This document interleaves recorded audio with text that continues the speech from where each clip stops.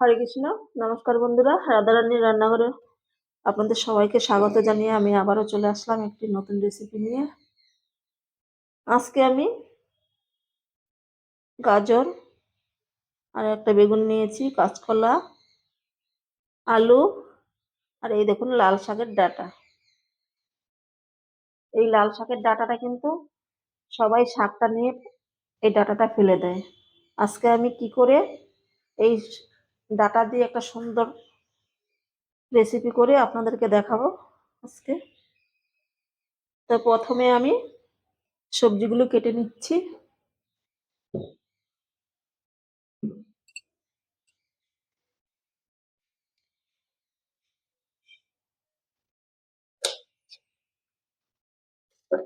এই ডাঁটাটা নরম একদম, ছোলার দরকার নেই। এইভাবে টুকরো টুকরো করে নেব, এইরকম ভাবে টুকরো করে নেব।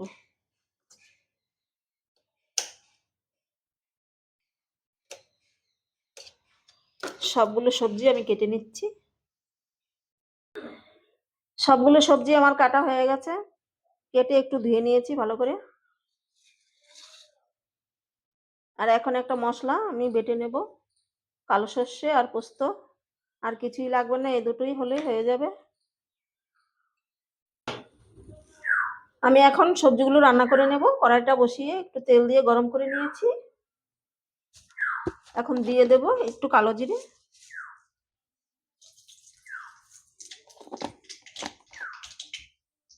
সবজিগুলো আমি আলাদা করে ভাজবো না, কেননা সবজিতে বেশি তেল খাওয়া স্বাস্থ্যের পক্ষে খুবই খারাপ। অতটা তেল দেওয়া উচিত নয়। আমি যা করব একেবারে তেল দিয়েই করব। প্রথমে আমি আলু আর গাজরটা দিয়ে দেবো।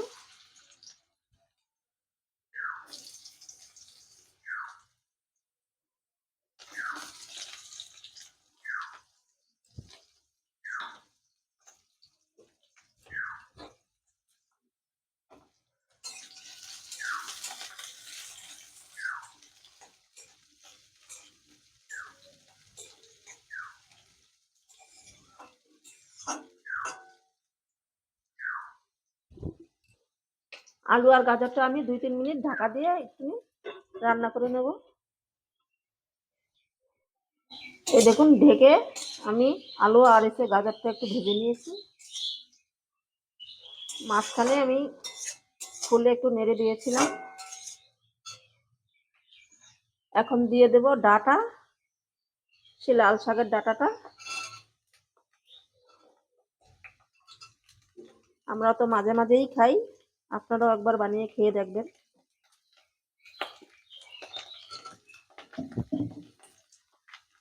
কাঁচকলাটাও আমি দিয়ে দিলাম।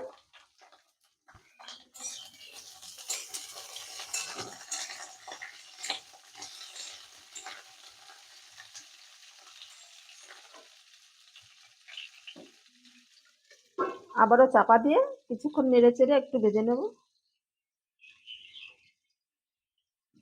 সব সবজি আমি কিছুক্ষণ ঢেকে একটু ভাজা ভাজা করে নিয়েছি। দুটো কাঁচা লঙ্কা চিড়ে রেখেছিলাম, এখন দিয়ে দেবো।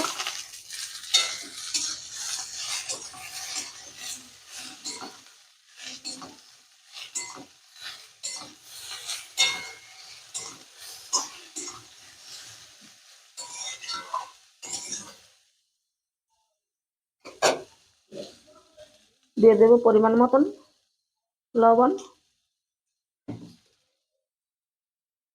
আর একটু দিয়ে দেবো হলুদ।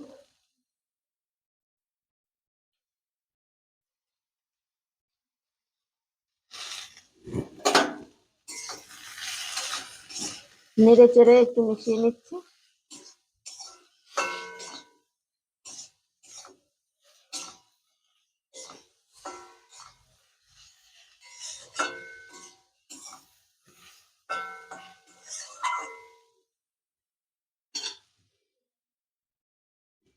অল্প পরিমাণে একটু জল দিয়ে দেবো।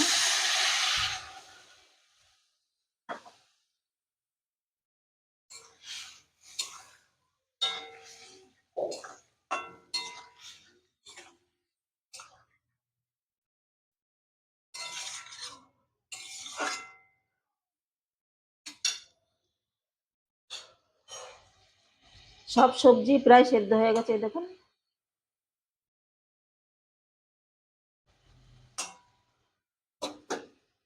চাপা দিয়ে 2-3 মিনিট একটু ফুটিয়ে নেব।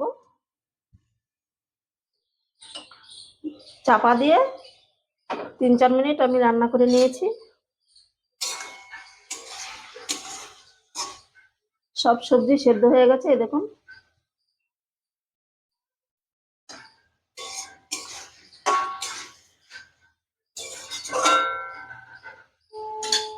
এখন এর মধ্যে দিয়ে দিতে হবে এই যে সর্ষে আর পোস্ত বাটাটা। আমি একটু মাখো মাখো রাখবো, এই তরকারিটা মাখো মাখোই হয়, ঝোল হয় না।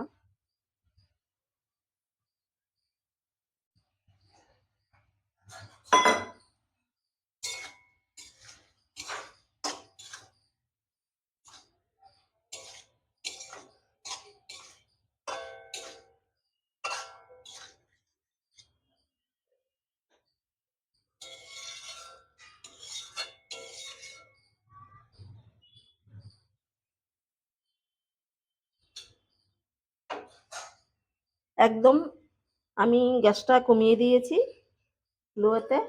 এখন চাপা দিয়ে 4-5 মিনিট একটু রেখে দেবো, তাহলেই তৈরি হয়ে যাবে।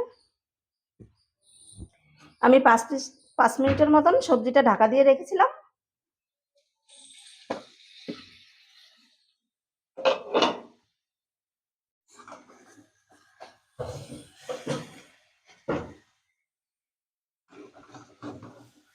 সবজিটা একদম রেডি হয়ে গেছে, এখন আমি তুলে নেব।